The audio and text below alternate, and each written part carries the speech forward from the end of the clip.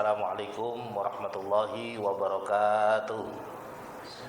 Innal hamdalillah nahmaduhu wa nasta'inuhu wa nastaghfiruh wa na'udzu billahi min syururi anfusina wa min sayyiati a'malina may yahdihillahu fala mudhillalah wa may yudlil fala hadiyalah. Asyhadu an la ilaha illallah wahdahu la syarikalah wa asyhadu anna sayyidana wa nabiyyana Muhammadan abduhu wa rasuluhu la nabiyya ba'dah. Amma ba'du, kawan-kawan semua, keluarga besar Majelis Nurul Abror, sahabat pena, dan saudara-saudaraku yang dimuliakan Allah Subhanahu wa taala. Alhamdulillah, malam ini kita sudah berada di pertengahan bulan Sya'ban, yang pada tahun ini insya Allah malam nisfu Sya'ban akan jatuh pada Rabu malam atau malam Kamis besok. Dan pada malam hari ini kita akan mengkaji hal-hal yang berhubungan dengan malam nisfu Sya'ban. Seperti yang sudah diketahui bersama bahwa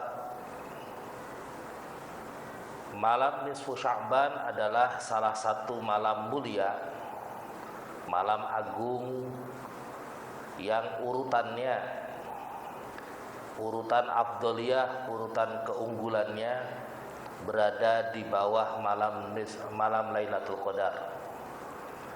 Sedangkan bagi baginda Nabi besar Muhammad SAW, malam yang paling mulia, malam yang paling agung dalam kehidupan beliau adalah Lailatul Usriya bih, malam di mana Rasulullah SAW di Isra dan juga dimi'rajkan oleh Allah Subhanahu wa taala, sehingga Rasulullah SAW berjumpa dengan Allah Subhanahu wa taala.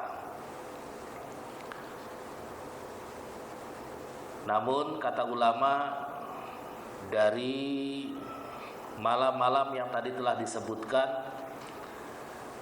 urutan yang paling tinggi dari semua itu adalah malam kelahiran baginda Nabi besar Muhammad sallallahu alaihi wasallam. Di dalam kitab Madza fi Sya'ban karangan Sayyid Muhammad bin Alwi Al-Maliki, beliau menyebutkan bahwa pada bulan Sya'ban banyak terjadi peristiwa-peristiwa penting.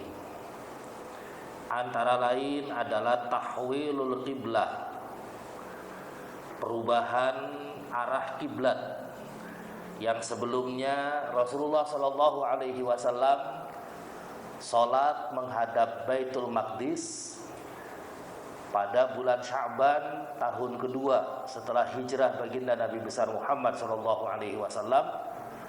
Rasulullah sallallahu alaihi wasallam diperkenankan, diizinkan oleh Allah Subhanahu wa taala untuk memindahkan arah kiblat ke Ka'bah, ke Masjidil Haram.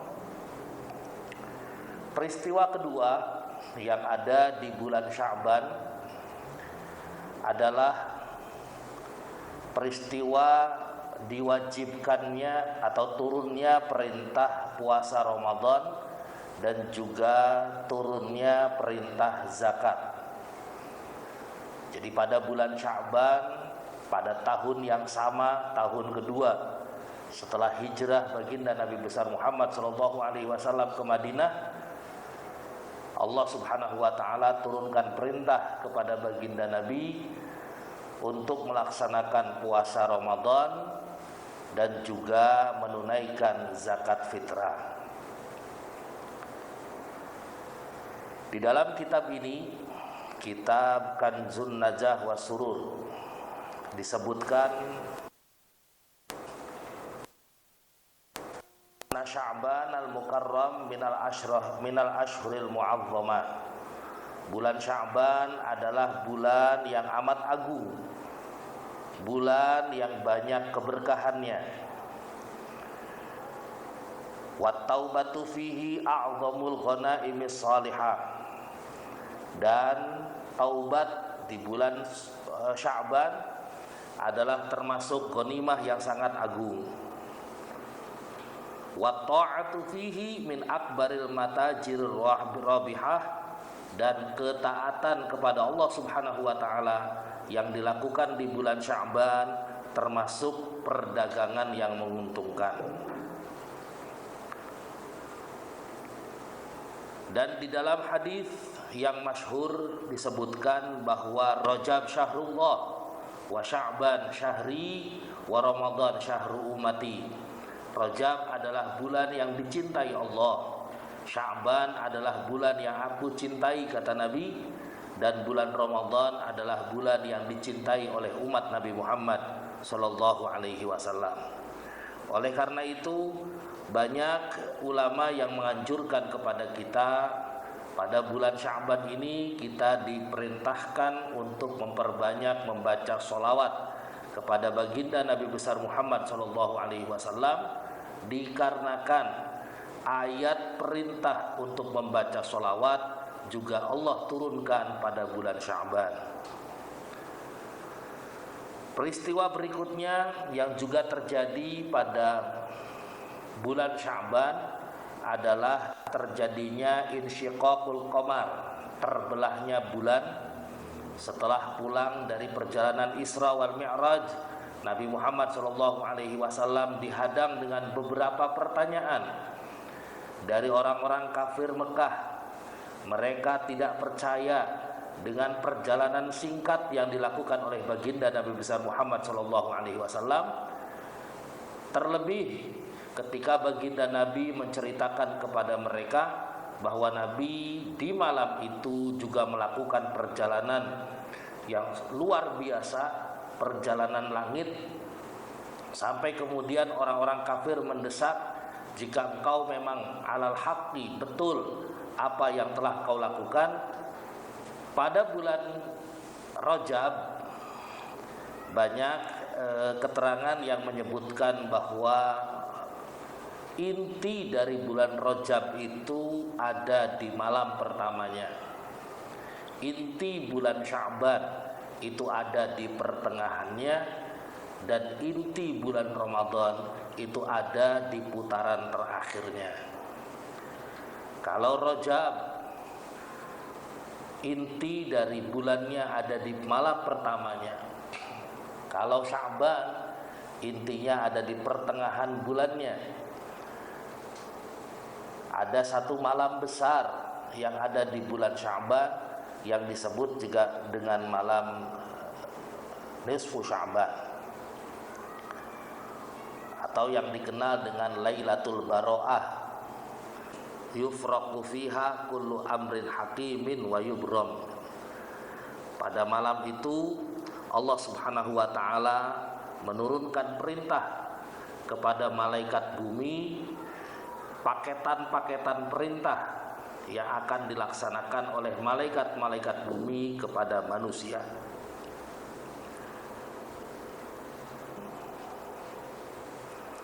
Wa qad ruwiyat atharun wa haditsu ahadiyatun tufidu annahu yaqdillahu ta'ala fi tilkal lailatil mubarakati kulla ajalin wa amalin wa rizqin ila mithliha. Banyak hadis yang diriwayatkan pada malam nisfu Sya'ban Allah Subhanahu wa taala turunkan ketetapannya kepada malaikat-malaikat bumi tentang ajal manusia, tentang amalan manusia, tentang rezeki yang akan diterima oleh manusia dalam 1 tahun. Dan banyak riwayat yang menyebutkan tentang hadis tersebut. Intinya, malam nisfu Sya'ban adalah malam yang sangat agung. Malam nisfu Sya'ban adalah malam yang harus digunakan oleh umat Nabi Muhammad untuk mendekatkan diri kepada Allah Subhanahu wa taala. kita minta kepada Allah Subhanahu wa taala agar kita termasuk umat Nabi Muhammad sallallahu alaihi wasallam yang tetap diberikan masa perpanjangan usia sampai tahun yang akan datang. Dan seandainya kita tidak diberi kesempatan lagi oleh Allah Subhanahu wa taala untuk hidup sampai tahun Sya'ban tahun yang akan datang, kita minta kepada Allah Subhanahu wa taala meninggal dunia dalam keadaan membawa iman, meninggal dunia dalam keadaan husnul khotimah. Amin ya rabbal alamin. Pada malam itu juga kita meminta kepada Allah Subhanahu wa taala akan rezeki yang akan diterima, yang akan dibagikan Allah Subhanahu wa taala untuk kita. Rezeki yang paling terpenting bukan jumlahnya yang banyak, akan tetapi rezeki yang paling terpenting adalah keberkahannya dan manfaatnya untuk kita. Apalah gunanya rezeki yang banyak kalau rezeki itu kemudian tidak bisa mendekatkan diri kita kepada Allah Subhanahu wa taala? Apalah gunanya rezeki yang banyak di mana rezeki tersebut justru malah menjauhkan diri kita dari Allah Subhanahu wa taala?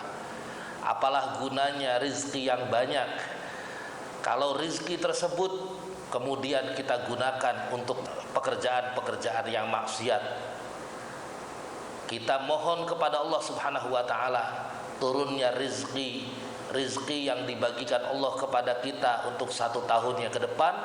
Allah Subhanahu wa taala berikan rezeki itu dengan rezeki yang barokah, rezeki yang manfaat, yang berguna untuk kita, rezeki yang bisa mendekatkan diri kita kepada Allah Subhanahu wa taala, rezeki yang menumbuhkan keimanan kita kepada Allah Subhanahu wa taala menjadi bertambah, dan juga rezeki yang bisa berguna untuk keluarga kita, untuk kekasih-kekasih kita.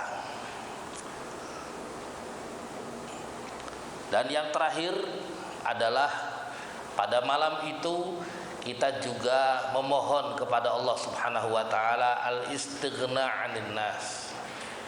Kita mohon kepada Allah agar rezeki yang diterima ini akan mencukupkan kita dari meminta-minta kepada manusia, bergantung kepada manusia.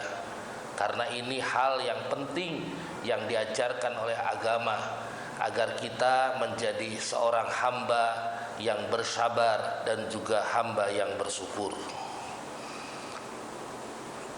Pada malam nisfu Sya'ban, Allah Subhanahu wa taala akan memberikan ampunan kepada seluruh umat Islam, seluruh umat Nabi Muhammad sallallahu alaihi wasallam.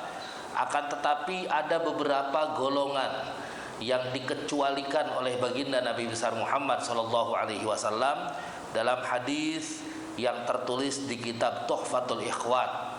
Rasulullah sallallahu alaihi wasallam bersabda, "Innallaha yaghfiru li jami'il muslimina fi tilkal lailah illa likahinin aw sahirin aw musyahinin aw mudminu khamrin aw aqin liwalidayhi."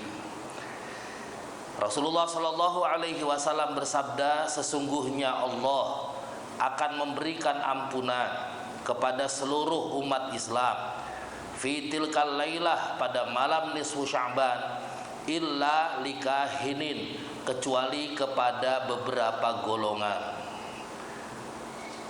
Golongan yang pertama yang disebutkan oleh baginda Nabi besar Muhammad sallallahu alaihi wasallam adalah kahin, atau bahasa kitanya paranormal. Mereka adalah golongan yang tertutup, tidak diampuni oleh Allah Subhanahu wa taala. Golongan yang kedua adalah sahirin, tukang sihir.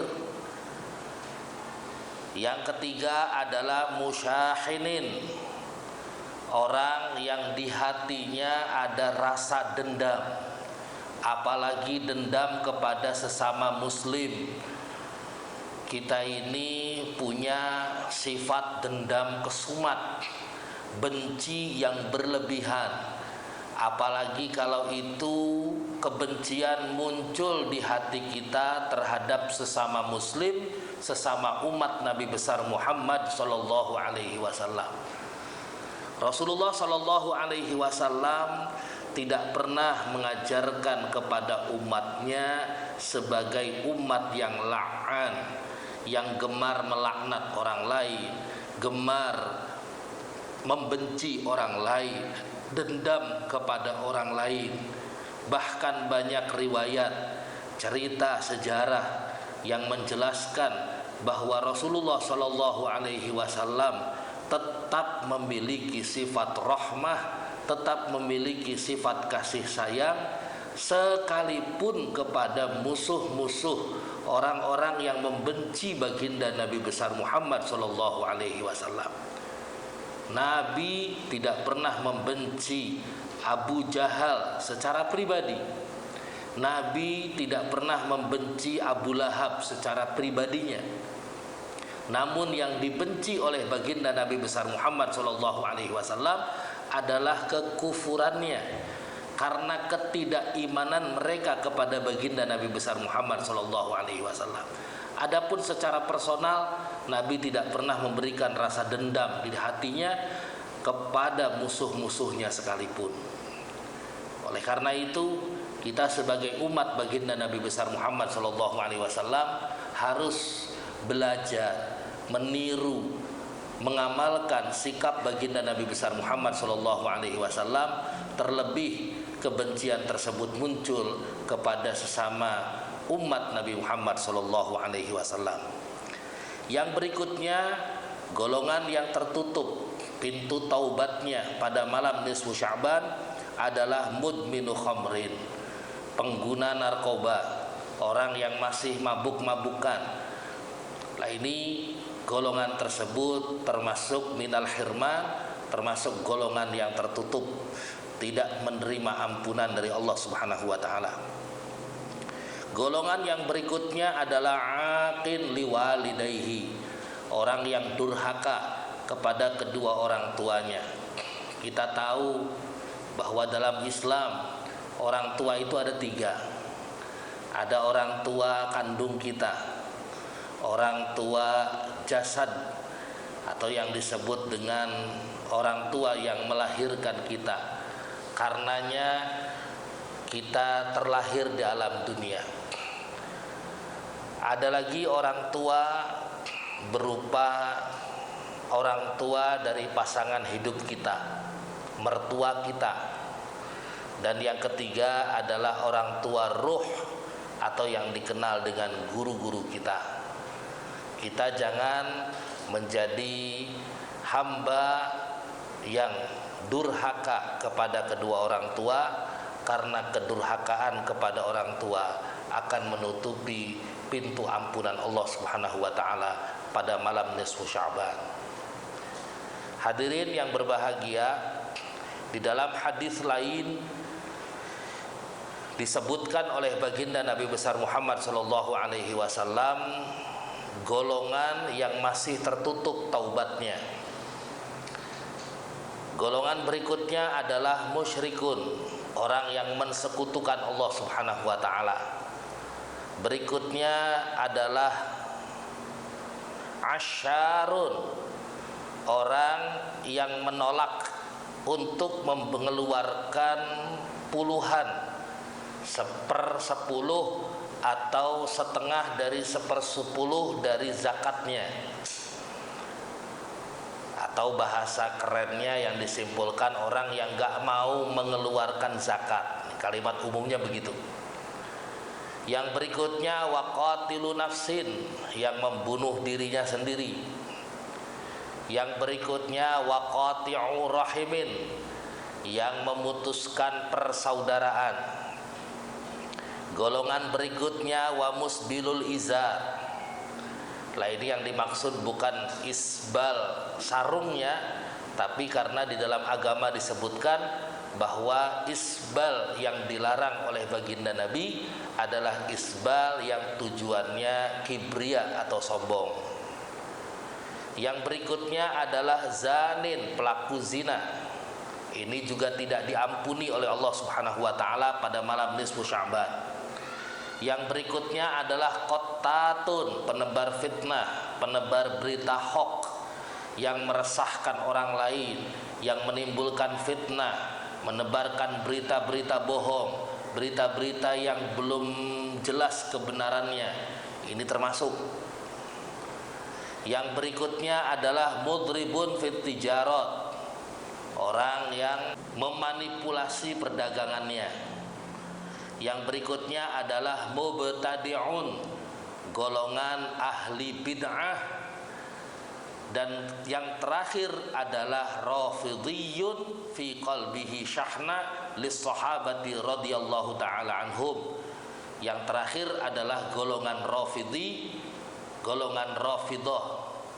Mereka adalah golongan yang membenci sahabat baginda Nabi besar Muhammad sallallahu alaihi wasallam.